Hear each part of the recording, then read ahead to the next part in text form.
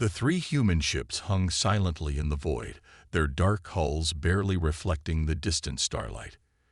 Each vessel was a masterpiece of human engineering, sleek, powerful, and far more dangerous than their modest size suggested. The lead ship, Thunderchild*, carried Commander Tom Walker and his veteran crew of deep space explorers.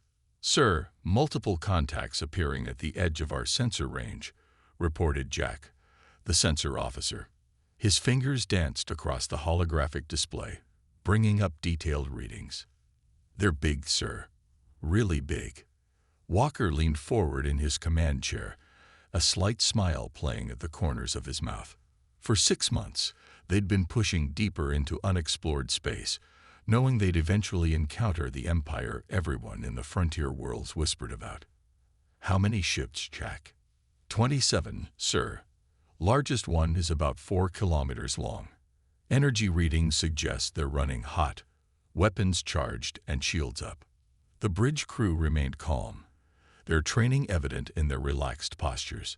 Humanity had spent centuries preparing for this moment, though the Empire didn't know that yet. "Coming into visual range now," announced Mary from the tactical station.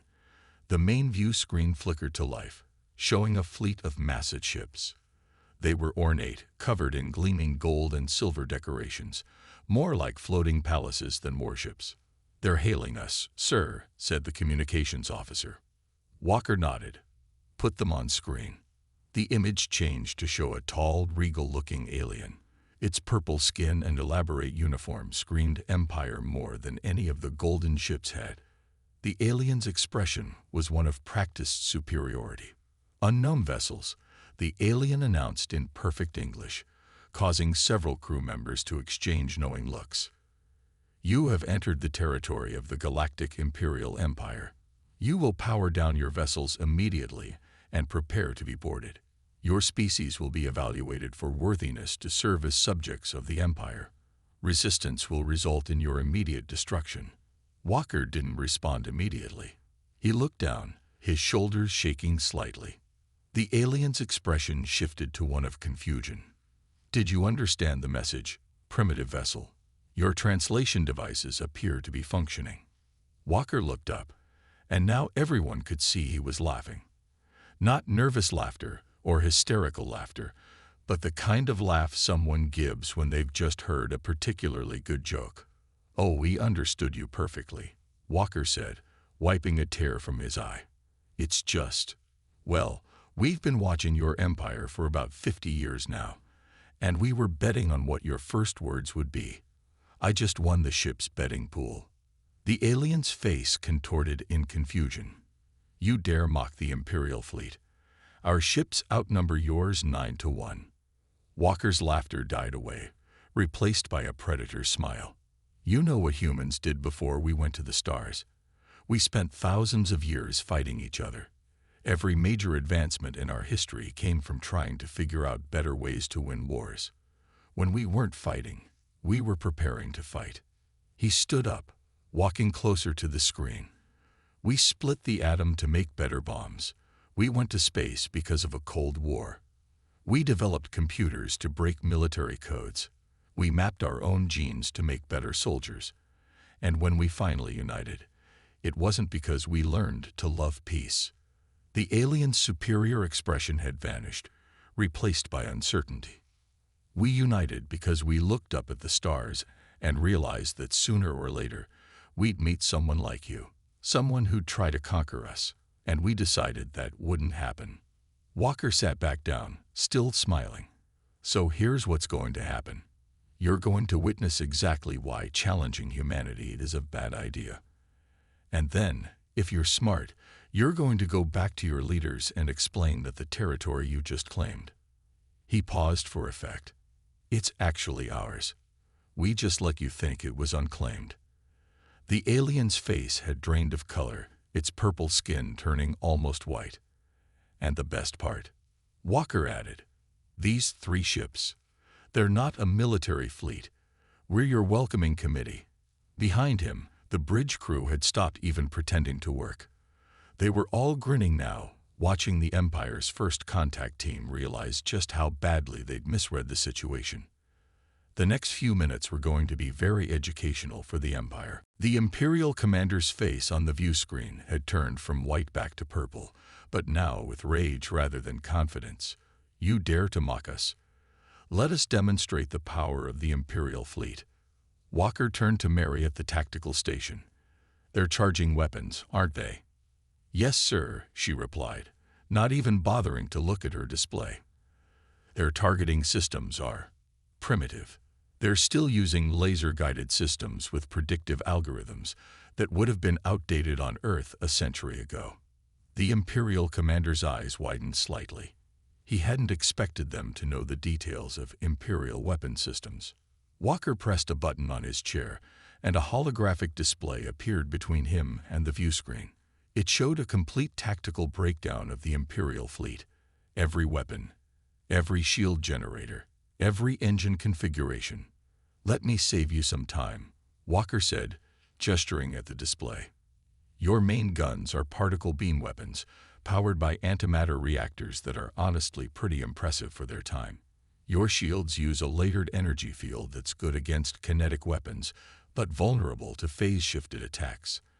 And your engines," he paused, shaking his head. "Well, they're not bad, but using crystal matrices for power regulation. We abandoned those decades ago. Too unstable." How do you know this?" the Imperial commander demanded. Walker's smile grew wider. "We've had probes watching your empire for 50 years. Did you really think those trading ships that visit your outer colonies were just simple merchants? They've been scanning your technology, learning your languages, studying your tactics." He stood up again, walking through the hologram. "Right now, you're probably thinking about firing a warning shot. You'll target the space about half a kilometer in front of our lead ship. That's standard Imperial protocol for first contact scenarios, according to the manual we downloaded from your military academy's database last year." The Imperial commander's jaw dropped.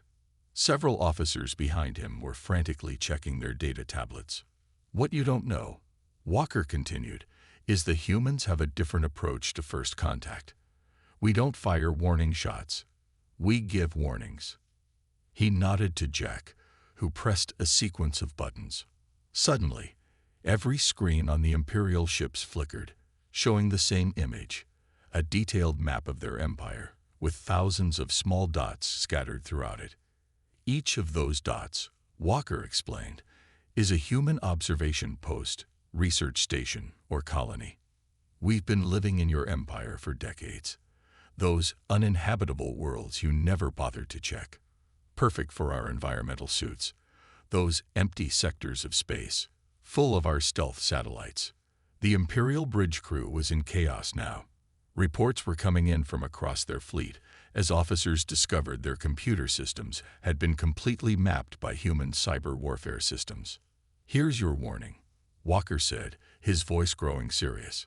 "Fire that shot, and we'll be forced to demonstrate just how far ahead of you we really are. And trust me, you don't want that. Your crew doesn't want that. And your empire definitely doesn't want that." He sat back down, crossing his legs casually. "Or we could talk. About cooperation, about trade, about helping your empire deal with some of the threats you don't even know are coming. Your choice." "Threats?" the Imperial commander asked, his voice shaking slightly. "What threats?" "The ones your long-range sensors can't detect yet," Walker replied. "The ones that made us decide to reach out now, instead of waiting another decade or two. The ones that are making us offer you a chance to upgrade your technology, instead of just watching you struggle with outdated systems." The commander was silent for a long moment, looking at the map still displayed on his screens. Finally, he spoke. "You said we have a choice." "Yes," Walker replied. "You can either fire that shot and learn exactly why humans find your threats amusing, or you can listen to what we have to say. What's it going to be?" The entire human bridge crew watched silently as the Imperial commander faced the most important decision of his career. The next few moments would determine whether this would be a lesson in humility or a demonstration of human military superiority. The choice, as humans like to say, was his. Pride, as it turned out, was stronger than wisdom. The Imperial commander's face hardened as he straightened his uniform. "The Empire does not negotiate with primitives," he declared. "All ships, open fire." Walker sighed and looked at his crew. "Well, we gave them a chance. Battle stations, everyone. But keep casualties to a minimum. They're just scared and stupid, not evil." 27 Imperial warships fired their main weapons simultaneously. The space between the fleets lit up like a new sun as particle beams, plasma torpedoes, and energy lances streaked toward the 3 human ships. The Imperial bridge crew watched with satisfied smiles, expecting to see the small vessels vanish in the barrage. Instead, something impossible happened. The weapons fire hit an invisible wall about a kilometer from the human ships, spreading out like water hitting glass. The energy dissipated harmlessly, creating beautiful patterns of light that reflected off the human ships' dark hulls. "Should I put on some music, sir?" Mary asked from her tactical station, not even looking up from filing her nails. This light show could use a soundtrack. "Not now, Mary," Walker replied, though he was smiling. He opened the comm channel again. "Would you like to try that again? Maybe with your secondary weapons this time. The ones you think we don't know about." The Imperial commander was shouting orders to his weapons officers. The fleet's defense grid came alive as hidden weapon ports opened, revealing the Empire's secret arsenal. Exotic matter torpedoes, quantum disruptors, and graviton beams, weapons that were supposed to be impossible to defend against, launched in a second wave. The results were the same. "Fascinating," Jack commented, studying his sensor readings. "They actually think their quantum disruptors are state-of-the-art. Should we show them what real quantum technology looks like?" Walker nodded. "Just a small demonstration. Target their flagship's primary shield generator. Minimal power." Mary finally looked up from her nails, pressing a single button. A thin beam of blue light, no wider than a pencil, shot from the Thunderchild's smallest point defense turret. It passed through the Imperial flagship's shields as if they weren't there, touching the shield generator with surgical precision. The massive generator didn't explode or melt. It simply stopped working. Panic erupted on the Imperial bridge as warning signals blared. Their most powerful shields, capable of withstanding supernovas according to their engineers, had been bypassed by what appeared to be a human targeting laser. "How?" the Imperial commander stammered. "That's impossible." "Impossible." Walker raised an eyebrow. "Your scientists were on the right track with quantum mechanics, but you gave up too soon. Focused too much on weapons, not enough on understanding the underlying principles. We learned to manipulate quantum fields before we left our solar system." He stood up, walking to the front of his bridge. "Right now, your crew is probably telling you that your shields are still at full power, but somehow that beam went right through them. They're confused because their sensors show no damage to the generator. But it's not working. Would you like me to explain why?" The Imperial commander's only response was stunned silence. "We didn't break your shield generator," Walker continued. "We just convinced the quantum probability of it working to temporarily become 0. It'll start working again in about 10 minutes. Consider it a free sample of what human technology can do." He paused, letting that sink in. "Now, imagine what would happen if we decided to do that to your life support systems, or your artificial gravity, or your antimatter containment fields." The Imperial fleet hung motionless in space. None of their remaining weapons were firing now. "So," Walker said cheerfully, "should we go back to that conversation about cooperation? The one where we help you upgrade your technology instead of demonstrating more ways it's outdated." The Imperial commander looked at his silent weapons console, then at his powerless shield generator, and finally at his terrified crew.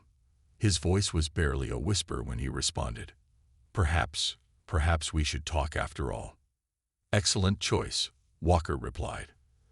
Now, about those threats I mentioned earlier. Before we continue our discussion, Walker said, looking at the now attentive Imperial commander, I think you need to understand exactly why challenging humanity was a bad idea.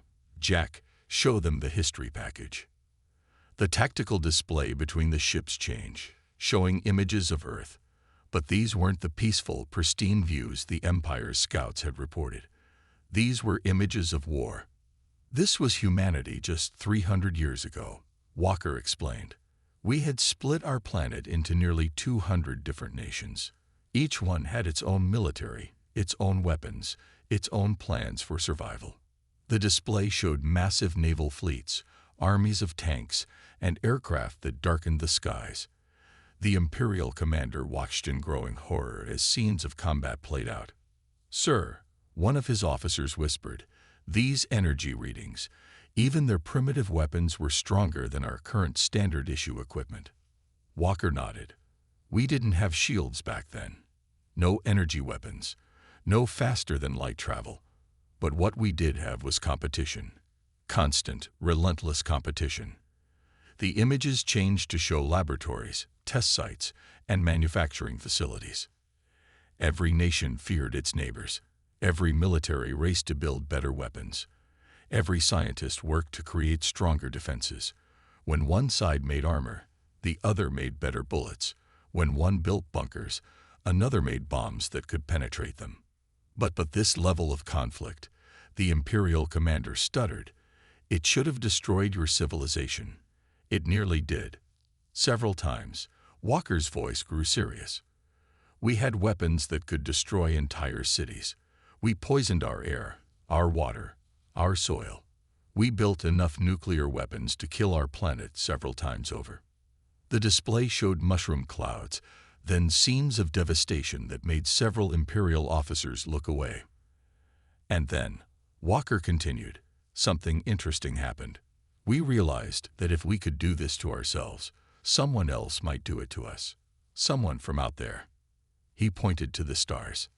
The images changed again, showing the first human space stations, lunar bases, and Mars colonies. We didn't unite because we learned to love each other. We didn't stop fighting because we became peaceful. We joined together because we were paranoid. Because we looked up at the stars and thought, what if there's something worse out there? That's why your scouts found no weapons on Earth, Jack added. Everything military grade is built in space now. Earth is just for culture, agriculture, and basic industry. The Imperial commander's eyes widened. Just for, you mean? Earth isn't our military center, Walker confirmed. It's our nature preserve, our museum, our reminder of what we used to be. Every weapon you've seen today was built in orbital factories around dead worlds, designed by AI systems that evolved from our war machines, powered by technology we developed to kill each other more efficiently. The display changed one final time, showing the true extent of human space. Thousands of systems, hundreds of thousands of military installations, millions of automated defense platforms. Your empire expanded through conquest, Walker said. You found primitive species and subjugated them. You grew comfortable, confident, lazy. But humanity, we expanded through paranoia. Every new world we found, we assumed it might hide a threat. Every empty system became a fortress. Every scientific discovery was first examined for its military potential. He let that sink in before continuing. And now here we are. You, with your golden ships and your proud empire, threatening 3 human scouts with technology we surpassed centuries ago. Why? The Imperial commander swallowed hard. Why are you telling us this? Walker smiled, but it wasn't a happy smile. Because the threats I mentioned, the ones coming that your sensors can't detect, they're exactly what we've been preparing for all these years. And if your empire is going to survive what's coming, you need to understand something. What's that? The commander asked quietly. Humanity isn't your enemy.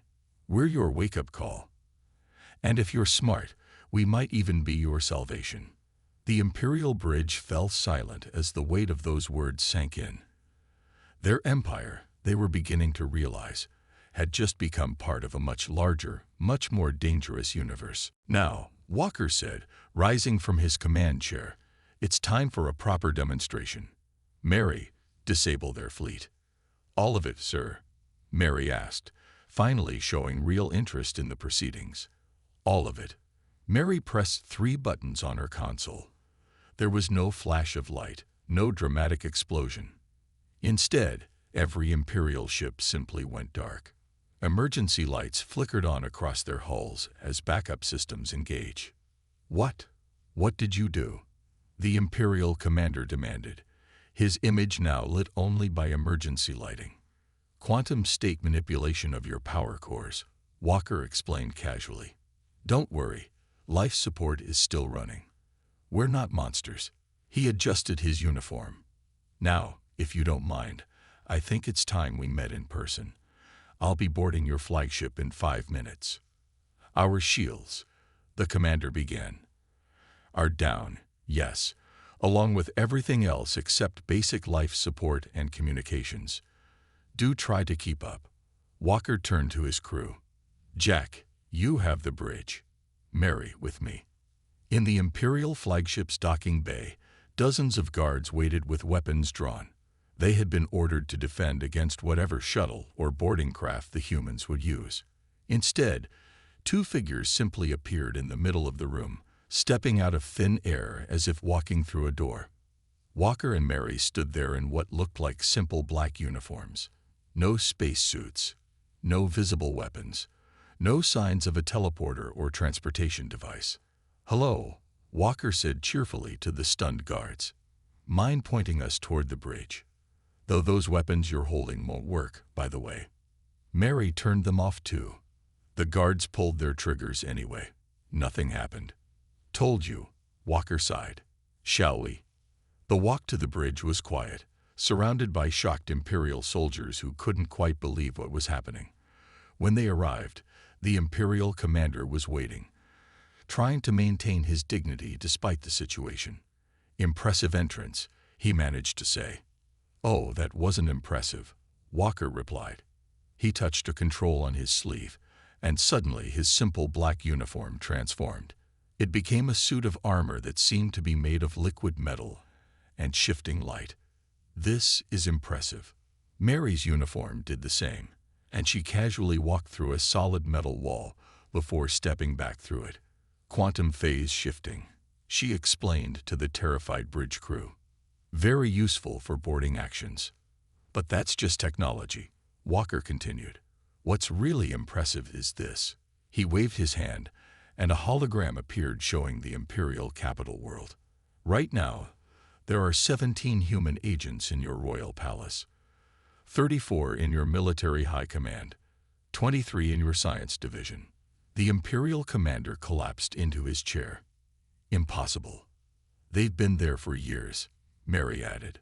"Some of them are highly ranked officials now. A few are even related to noble families through marriage. We like to be thorough." Walker's armor shifted back to a uniform. "We're not telling you this to frighten you. Well, not just to frighten you. We're telling you because you need to understand the situation. Your empire isn't just outmatched technologically. You're outmatched in every way that matters." He walked to the main viewport, looking out at the disabled fleet. "Right now, we could take over your empire without firing a shot. We could shut down every ship, every weapon, every piece of advanced technology you own. Our agents could assume control of every major institution you have." "Then, why haven't you?" the commander asked. Walker turned back to face him. "Because that's not what humanity wants. We don't want to rule your empire. We want to prepare it, to improve it, to make it strong enough to face what's coming." "And what is coming?" the commander finally asked the question that had been hanging in the air. Walker's expression became grim. "Something that makes humanity look peaceful and technologically backward by comparison. Something that made us decide that your empire needs to be ready sooner rather than later." He held out his hand to the commander. "So, ready to discuss that cooperation I mentioned?" The commander looked at the offered hand, then at his powerless ship, and finally at his frightened crew. Slowly, he reached out and took Walker's hand. "I believe," he said quietly. "We are ready to listen." Walker stood at the main display console of the Imperial flagship's bridge. With a few gestures, he brought up a new holographic map of the galaxy. It was different from any the Imperial crew had ever seen. "Let me show you what your Empire's best scouts and scientists have missed," Walker said. The map zoomed out, revealing thousands of glowing points of light that weren't on any Imperial star chart. Each of these lights is a human military installation, colony, or production center. The Imperial commander stared at the display, his face growing paler with each passing second. The human presence wasn't just within their empire, it completely surrounded it. "That's impossible," one of the science officers whispered. "Our deep space scans would have detected." "No, they wouldn't," Mary interrupted, still casually leaning against a wall she had walked through earlier. "Your detection systems only scan for specific energy signatures, signatures we learned to mask centuries ago." Walker nodded. "Earth isn't our homeworld anymore. It's our museum, like I said. We have 37 worlds just like it, scattered across the galaxy. Each one produces more military hardware in a day than your entire empire does in a year." He zoomed in on one section of space, showing massive structures floating between the stars. "These are our production centers. Dyson swarms that harvest entire stars for energy. Automated factories that build ships bigger than your largest cities. AI systems that design and test new weapons while you sleep. But our patrols," the commander protested weakly. "Our trading routes have been carefully managed for decades," Walker finished for him. "Those asteroid fields your ships avoid, many of them are our cloaked shipyards. Those dangerous sectors of space you warn ships away from. Training grounds for our fleet." He brought up another display, showing Imperial scout ships. "Every time one of your exploration vessels got too close to something we didn't want you to see, we simply redirected them. A mysterious sensor reading here, a false signal there. Your crews never even knew they were being guided like animals in a pen." The Imperial officers looked at their own sensor logs, finally seeing patterns they had missed for years. Subtle anomalies that had been dismissed. Strange readings that had been ignored. "The Empire spans 3 spiral arms," the commander said, finding some last shred of pride. "We are the largest civilization in known space." Walker actually laughed at that. "Known space? You've been living in a bubble we created. Those 3 spiral arms are just the space we let you play in while we prepared." He expanded the map again. "Humanity holds territory in all 4 quadrants of the galaxy. We have bases in the galactic core that harness the power of supermassive black holes. We built defenses into the very fabric of space-time." Mary walked over to the display and pointed to the galaxy's outer edge. "We even have outposts in the dwarf satellite galaxies. Hard to build, harder to maintain, but necessary for early warning systems." The bridge fell silent as the Imperial crew tried to process the scale of what they were seeing. Their mighty empire, they now realized, was tiny. A small collection of stars in a small part of space, allowed to exist only because humanity had decided to let it grow. "Why?" the commander finally asked. "Why maintain this deception? Why not simply conquer us years ago?" Walker's expression turned serious. "Because you were useful. Your empire brought order to this sector. You unified worlds, established trade routes, created stability. All things we needed you to do, because what's coming won't just threaten your empire or humanity. It will threaten everything." He turned off the galactic map and instead showed something that made the Imperial crew gasp in horror. "We detected these 6 months ago, approaching from intergalactic space. Our most distant sensors confirmed what we feared for centuries." The commander looked at the readings, then at Walker. "How long do we have? Without help, your empire would last perhaps 2 days against them. With our help, with our technology and training, you might survive long enough to actually make a difference in the war to come." He held the commander's gaze. "So what's it going to be? Do you want to keep playing at being a mighty empire, or do you want to help us save the galaxy? 3 days after the initial encounter, the Imperial flagship's bridge looked very different. Human technicians worked alongside Imperial crews, installing new systems that the Empire's best scientists could barely understand. The commander sat with Walker, watching the transformation. "Your council has agreed to our terms?" Walker asked, though he already knew the answer. The commander nodded. They didn't have much choice after seeing the evidence, though I must admit, watching half the Imperial Council reveal themselves as human agents was unsettling. "We needed to be certain the message got through," Walker said, sipping from a cup of coffee, a drink that had already become popular among the Imperial crew. "Your Empire's cooperation is crucial for what's coming." "Show me again," the commander requested. "Show me what we're really facing." Walker activated the new quantum display system they'd installed. The image that appeared made the coffee in the commander's cup ripple from his shaking hands. "We call them the Devourers," Walker explained. "They don't just conquer worlds, they consume them, break them down into base elements, and use the materials to build more of themselves. They've done this to entire galaxies before." The display showed massive structures, each one larger than a solar system, moving between the galaxies. Their surfaces writhed with constant motion, countless machines breaking down and rebuilding themselves. How do you know they've done this before?" "Because we found the empty galaxies," Walker said quietly. "Small ones, on the fringes of the local group, completely stripped of matter. No stars, no planets, no dust, nothing but background radiation and echoes of what used to be there." Mary walked onto the bridge, carrying a data pad. "The first wave of upgrades is complete, sir. Their weapons are now only a century behind ours instead of 3 centuries. "Good progress," Walker nodded. "And the AI integration. Their computers are learning quickly. They've already identified 42 strategic positions we'll need to fortify." The commander looked at his own display, marveling at how smoothly it now operated. "Our fastest ships used to take weeks to reach the outer colonies. Now they can do it in hours. And you say this is still primitive by your standards?" "Baby steps," Mary said with a smile.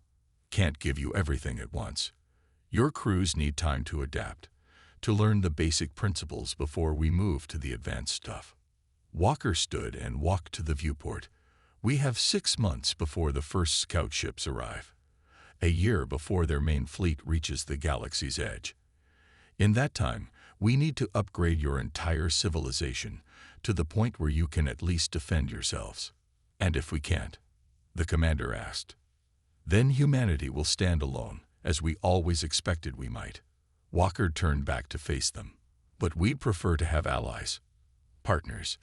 People who understand what it means to build an empire, to bring order to chaos. That's why we chose to reveal ourselves to you first." Mary's data pad beeped. "Sir, the quantum entanglement communicators are online. The Imperial capital can now coordinate with human command in real time." "Excellent," Walker smiled. "You know, Commander, your empire spent centuries looking down at primitive species, judging them, deciding if they were worthy to join your civilization. How does it feel to be on the other side?" The commander stood straighter. "It feels enlightening and humbling.